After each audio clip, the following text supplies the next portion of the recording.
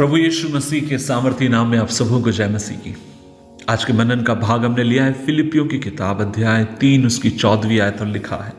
Book of Philippians chapter 3 verse 14 लिखा है, मैं लक्ष्य की ओर दौड़ा चला जाता हूं कि उस पुरस्कार को प्राप्त करूं जिसके लिए परमेश्वर ने मुझे मसीह यीशु में स्वर्ग की ओर बुलाया है।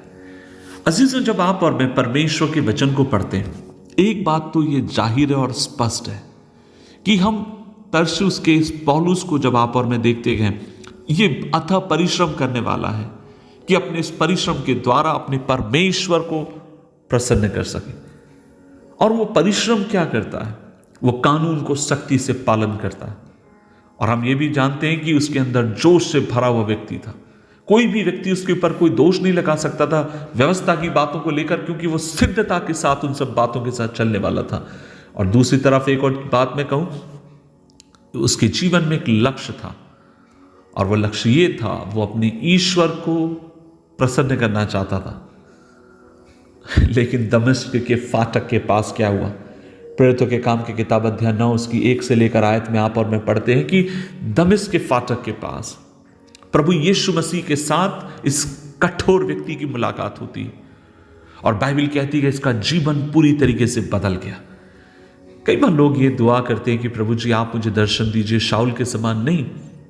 किसको दर्शन देना है, किसको नहीं देना है, यह परमेश्वर के हाथ में। और शाऊल को प्रभु इसलिए दर्शन देता है क्योंकि बुद्धि से शाऊल को बदला नहीं जा सकता, शब्दों से शाऊल के जीवन के ऊपर कोई व्यक्ति उसे जीत नहीं सकता है। इसलिए स्वयं प्रभु यीशु मसीह को आना पड़ा, उसे दर्शन देना पड़ा।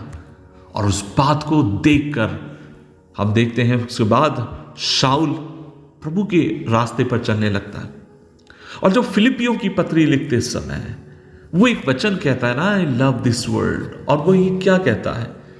उसके अध्याय 3 उसके 8 पद में कहता है, अपने प्रभु यीशु मसीह को जानने की महानता की तुलना में मैं सब कुछ नुकसान मानता हूं। I want to know the power of his resurrection. मैं उसकी मृत्यु की पुनरुत्थान की सामर्थ को जानना चाहता हूं। आप देख रहे हैं जब प्रभु के साथ उसकी मुलाकात होती है, कैसे उसके जीवन का लक्ष्य बदल गया।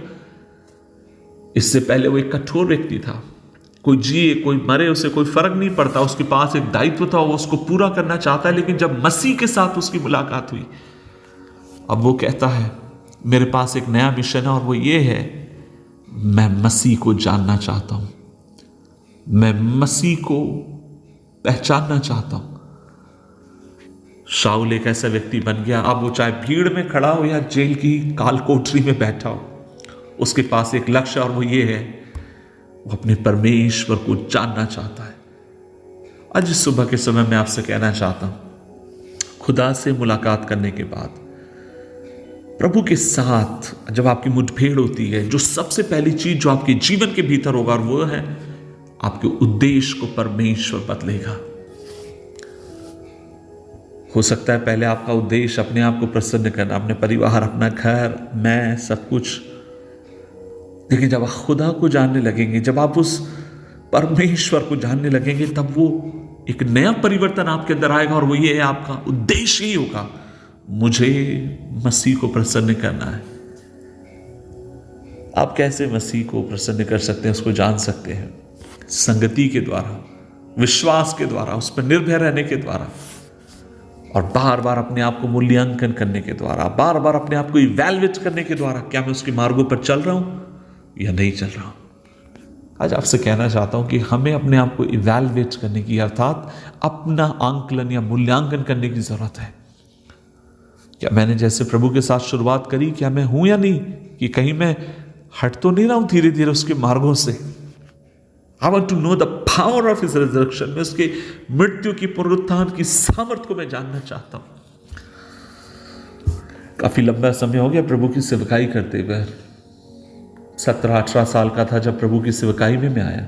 इस समय 41 साल मेरी उम्र है, 41। शुरुआत के दौर में मेरी प्रार्थनाएं हुआ करती थी, प्रभु आप मुझे ये दीजिए, वो दीजिए, उस कन्वेंशन में इस्तेमाल करिए, उस मीटिंग में इस्तेमाल करिए, मुझे देश विदेश लेकर चाहिए। लेकिन अब ये प्रार्थनाएं मेरी खत्म हो गई हैं। अगर आज मैं कुछ घंटे अगर प्रभु के साथ बिताता हूं और आप मुझसे पूछेंगे भाई फिर आपकी प्रार्थना क्या है, lord I want to know you. मैं तुझे जानना चाहता हूं, मैं तुझे पहचानना चाहता हूं, मैं तेरे उस प्यार में तैरना चाहता हूं, मैं तेरे उस आलिंगन को स्पर्श करना चाहता हूं। अब तू जो कर सकता है उस पर मेरा ध्यान नहीं है, और तू करता है उसके लिए धन्यवाद खुदा, लेकिन मेरा ध्यान अब तेरे ऊपर है। मुझे तू चाहिए खुदा। आज सुबह के समय मेरी खुदा से एक ख्वाहिश है, मेरी इससे इल्तिजा है, परमेश्वर आपको मुझे ऐसे एक वर दे कि यहाँ पर मैं जीवन भर उसके यत्न में लगे रहे, उसको खोजते रहे, उसको निहारते रहे। दुआ करें, प्रभु जी धन्यवाद कि तू हमें अपनी कृपा में बनाए रखता, और आज हम मिलकर दुआ करते हैं, तेरा जोरावर हाथ हम पर हो। जैसे शाऊल कहता है कि I want to know the power of his resurrection, प्रभु जी हमें भी होने दे इस भूख और प्यास के साथ बढ़े कि अपने प्रभु की उस सामर्थ को, उस महानता को जानना चाहते हैं। यीशु मसीह के नाम से मांगते हैं, आमीन, आमीन, आमीन।